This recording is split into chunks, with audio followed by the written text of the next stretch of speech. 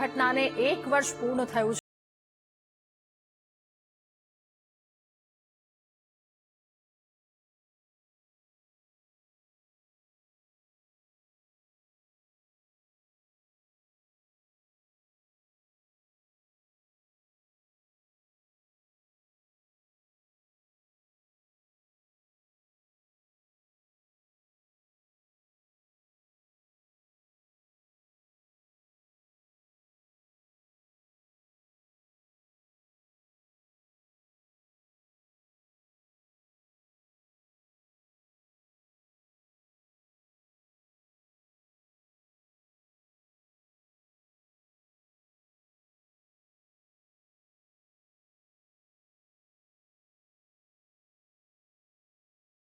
એના 2-3 ફ્રેન્ડ ત્યાં હતા તો બધા સાથે અમે વિડીયો કોલમાં વાત કરતા હતા।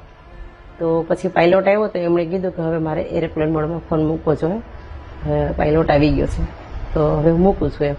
પછી અમે એવું એને કીધું એટલે બધા જમવા બેઠા, થોડું થોડું જમી લઈએ કીધું। પછી અમારે નીકળવાનું હતું અમદાવાદથી ઘરે, તો એમનો ફોન આવ્યો કે હું મૂકું છું। અમે જમીને હજી તો ઊભા થયા છે, લગભગ 10 મિનિટ થઈ છે જમીને ઊભા થયા એને તો, અને એને પ્લેન ઉપાડવાનું હતું એટલે અમે ફોન મૂકી દીધો। હવે સીધા જમવા બેઠા, જમીને ઊભા થયા ત્યાં હજી તો ત્યાં તો એની ફ્રેન્ડનો ફોન આવ્યો કે નીલનું પ્લેન ક્રેશ થયું છે। તરત ન્યૂઝ જોયું, ટીવી ચાલુ કર્યું ને ન્યૂઝમાં જોઈ નહોતો। દીકરો અમને તો એમ જ હતું ત્યાં મળશે જ નહીં એ રીતનું ત્યાં તો હતું, કારણ કે એ હારતા હતા ને ત્યારે ઘટના જોઈને કેવી અનુભૂતિ કરી? એટલે અમને તો પેલું 8 વાગ્યા સુધી તો કંઈક પાણીની બોટલ અહીંયા નહોતી મળતી। 8 વાગે અમને એને એમ કીધું DNA ટેસ્ટમાં તમારે આવવાનું છે, તો એ ખ્યાલ આવ્યો કે બધાને અહીંયા ભેગા કર્યા।